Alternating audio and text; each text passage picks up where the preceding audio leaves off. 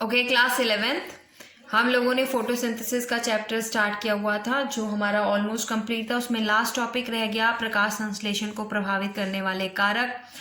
आपको पता है कि फोटोसिंथेसिस या प्रकाश संश्लेषण एक ऐसी क्रिया है जो कई कारकों द्वारा, कई फैक्टर्स के द्वारा कंट्रोल होती है, राइट। ये फैक्टर्स जो हैं वो इंटरनल भी हो सकते हैं और एक्सटर्नल भी हो सकते हैं, यानी बाहरी कारक भी हो सकते हैं और आंतरिक कारक भी हो सकते हैं, राइट। हमारे पास जो आंतरिक कारक है उसमें ये हो जाता है कि पत्तियों की अरेंजमेंट कैसी है, पत्तियों का विन्यास कैसा है, पत्तियों में जो क्लोरोप्लास्ट है उनकी संख्या कितनी है, राइट, और उसमें क्लोरोफिल की मात्रा जो है वो कितनी है। ये सब चीज़ें जो हैं वो इंटरनल फैक्टर्स हैं जनरली। अब यहाँ पर जो हम स्टडी करेंगे वो करेंगे जो बाहरी कारक हैं, राइट। बाहरी कारक जैसे कि सूर्य का प्रकाश, राइट, सूर्य का प्रकाश, सनलाइट कितनी है, ताप, टेम्परेचर, कार्बन डाइऑक्साइड की कंसंट्रेशन और पानी, ये सारे के सारे फैक्टर्स अफेक्ट करेंगे फोटोसिंथेसिस को। आप सब जानते हो, दिस इज वेरी मतलब बहुत ही कॉमन सी चीज़ है कि अगर हमारे पास टेम्परेचर प्रॉपर नहीं होगा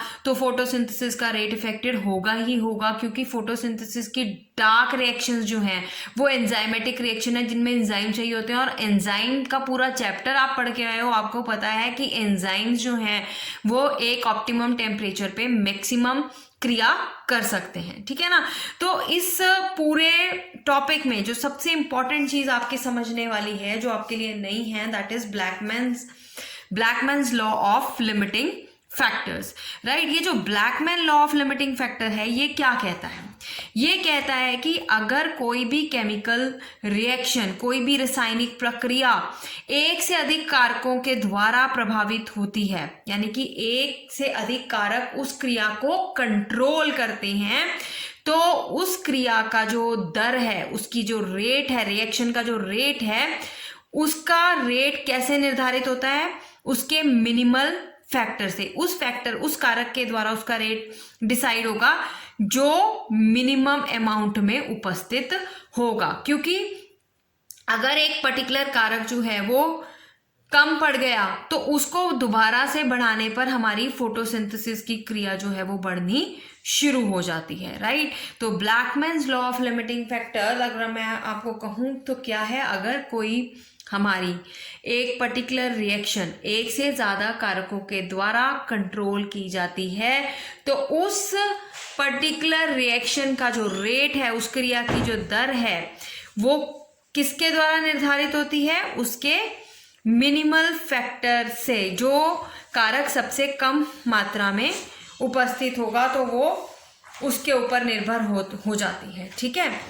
देखिए अब जैसे इसको आपको एग्जाम्पल ग्राफ में समझाया गया है, यहां पर इन्होंने प्रकाश की तीव्रता का प्रकाश संश्लेषण के प्रति प्रभाव दिखाया है। एक तरफ इन्होंने लिया है फोटोसिंथेसिस की रेट, प्रकाश संश्लेषण की दर, और दूसरी तरफ यहां पर एक्स एक्सिस पर इन्होंने लिया है प्रकाश की तीव्रता, लाइट की इंटेंसिटी। देखो लाइट की इंटेंसिटी प्रकाश संश्लेषण के बिल्कुल डायरेक्टली प्रोपोर्शनल है। जैसे जैसे लाइट बढ़ेगी वैसे वैसे प्रकाश संश्लेषण की दर भी बढ़ रही है, इसीलिए हमारा ग्राफ आ रहा है बिल्कुल सही।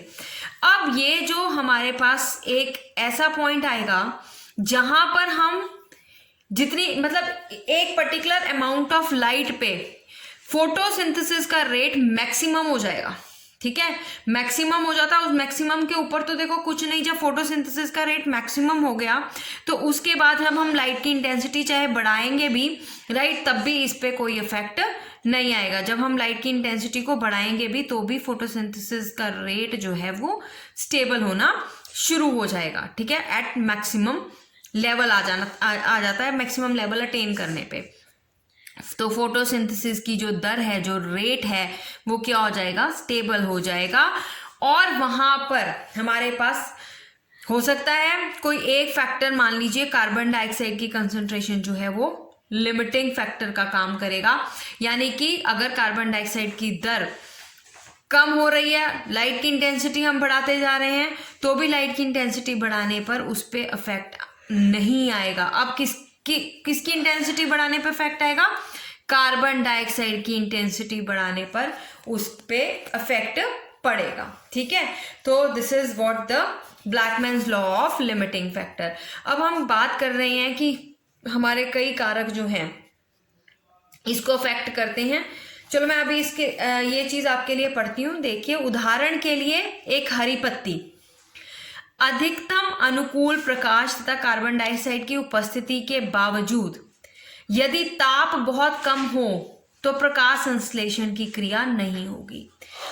उसको जितनी मैक्सिमम लाइट चाहिए हमने दे दी, ठीक है, जितनी मैक्सिमम कार्बन डाइऑक्साइड चाहिए हमने दे दी, राइट। परंतु अगर टेम्परेचर कम है तो उसके एंजाइम जो है वो एक्टिविटी शो नहीं करेंगे और प्रकाश संश्लेषण की क्रिया संपन्न नहीं होगी। इस पत्ती में प्रकाश संश्लेषण की क्रिया तभी शुरू होगी जब उसको उसका ऑप्टिमम टेम्परेचर प्रदान किया जाएगा। तो यहाँ पर जो टेम्परेचर होगा वो कौन सा फैक्टर की तरह काम करेगा? वो लिमिटिंग फैक्टर की तरह काम करेगा, यानी कि वो फैक्टर जो जिसकी कंसंट्रेशन बहुत मिनिमम होगी, वो फैक्टर को बढ़ाने पर ही फोटोसिंथेसिस का रेट जो है वो बढ़ेगा। अब यहाँ पर हम बात करें कि ये जो है हमारे पास जो फैक्टर्स हैं वो है प्रकाश, कार्बन डाइऑक्साइड की सांद्रता। अब देखिए, प्रकाश जो है, लाइट जो है वो बहुत रेयर लिमिटिंग फैक्टर होता है, क्योंकि जो लाइट है उसकी जितनी इंटेंसिटी सनलाइट से चाहिए होती है प्लांट्स को, वो केवल सनलाइट का 10% चाहिए होती है, ठीक है। उसका सनलाइट का कितना प्रतिशत चाहिए? केवल 10% चाहिए। इतना तो प्लांट्स इजीली ले लेते हैं। इसीलिए लाइट बहुत रेयर होता है कि लाइट लिमिटिंग फैक्टर की तरह काम करे। अगर हम लाइट को देखें तो लाइट की क्वालिटी भी देखी जाती है, इंटेंसिटी भी देखी जाती है और दीप्तिकालिता मतलब फोटो पीरियड भी देखा जाता है।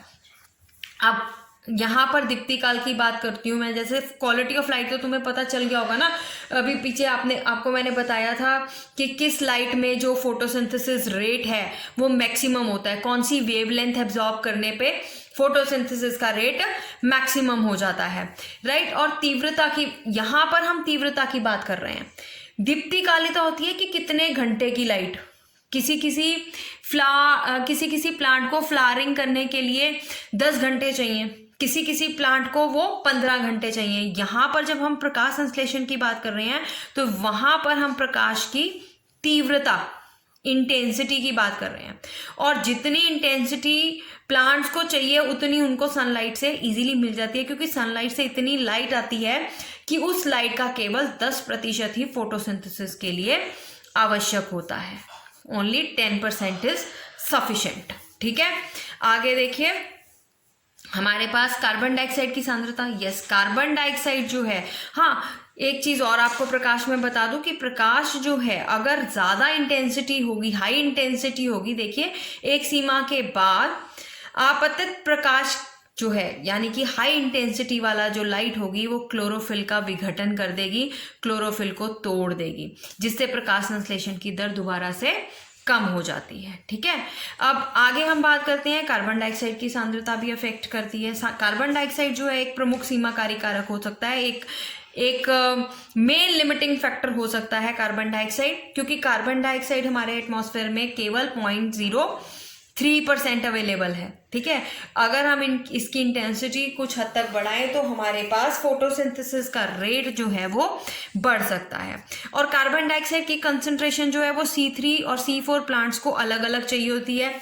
जो C3 प्लांट्स होते हैं उनमें कार्बन डाइऑक्साइड की जो कंसंट्रेशन है वो उच्च सांद्रता पर ही काम कर सकते हैं, उच्च सांद्रता पर ही प्रकाश संश्लेषण जो है वो शो कर सकते हैं। इसीलिए जितने भी C3 प्लांट्स हैं इनको हम कार्बन डाइऑक्साइड की कंसंट्रेशन किसमें, जैसे हम ग्रीन हाउसेस बना लेते हैं ना, तो ग्रीन हाउसेस बनाकर हम C3 प्लांट्स को अच्छी तरह से और ग्रो कर सकते हैं। क्यों? क्योंकि इनकी प्रकाश संश्लेषण की दर को हम बढ़ा सकते हैं। सच ये है कि C3 पौधे उच्चतर कार्बन डाइऑक्साइड सांद्रता में अनुक्रिया करते हैं और इससे प्रकाश संश्लेषण की दर में वृद्धि होती है, जिसके फलस्वरूप उत्पादन अधिक होता है। और इसी सिद्धांत का प्रयोग हम कहाँ करते हैं? ग्रीन हाउस फसलों में करते हैं। अब देखिए हमारे पास नेक्स्ट फैक्टर क्या है? टेम्परेचर। टेम्परेचर एक इंपॉर्टेंट फैक्टर है। देखिए, अब मैंने अभी आपको स्टार्टिंग में भी बताया था कि हमारा जो फोटोसिंथेसिस में दो तरह की रिएक्शंस होती हैं, light reactions and dark reactions. Photosynthesis की dark reactions totally enzymatic reactions हैं, और एंजाइम जो है एक ऑप्टिमम टेम्परेचर पे ही अच्छे से काम कर पाते हैं। तो अगर हम मिनिमम रखेंगे, मतलब अगर टेम्परेचर कम करेंगे तो भी फोटोसिंथेसिस की दर जो है अफेक्टेड होगी, अगर ज़्यादा करेंगे तो एंजाइम डीनेचर हो जाएंगे, एंजाइम टूट जाएंगे, क्योंकि एंजाइम प्रोटीन नेचर के होते हैं। एंजाइम टूट जाएंगे तो भी हमारी फोटोसिंथेसिस की दर जो है वो कम होना शुरू हो जाएगी। तो ये ना बेटा, ये जो फैक्टर्स होते हैं, इन फैक्टर्स के कार्डिनल पॉइंट्स होते हैं। कार्डिनल पॉइंट्स कहने का मतलब है, एक होता है मिनिमम, एक होता है ऑप्टिमम, ठीक है, और एक होता है मैक्सिमम। ऑप्टिमम टेम्परेचर, अगर हम फोटोसिंथेसिस की बात करें तो ऑप्टिमम टेम्परेचर जिसमें फोटोसिंथेसिस का रेट मैक्सिमम होगा, ठीक है। मिनिमम टेम्परेचर का मतलब अगर इससे कम टेम्परेचर दिया तो फोटोसिंथेसिस जो है वो रुक जाएगी। मैक्सिमम टेम्परेचर का मतलब अगर इससे ज्यादा टेम्परेचर दिया प्लांट को तो भी फोटोसिंथेसिस रुक जाएगी। तो हर फैक्टर के ये कार्डिनल पॉइंट्स होते हैं, मिनिमम, ऑप्टिमम एंड मैक्सिमम। हम जस्ट एक जनरल बात डिस्कस कर रहे हैं कि टेम्परेचर भी फोटोसिंथेसिस के रेट को इफेक्ट करता है, कार्बन डाइऑक्साइड की कंसंट्रेशन भी इफेक्ट करती है, लाइट भी इफेक्ट करती है। लाइट लिमिटिंग फैक्टर बहुत रेयर होती है, क्योंकि सनलाइट से हमें इतनी लाइट तो मिलती है, क्योंकि सनलाइट से जितनी लाइट मिलती है उसका केवल 10% ही प्लांट्स जो हैं वो यूज करते हैं, अगर मैं तीव्रता की बात करूं।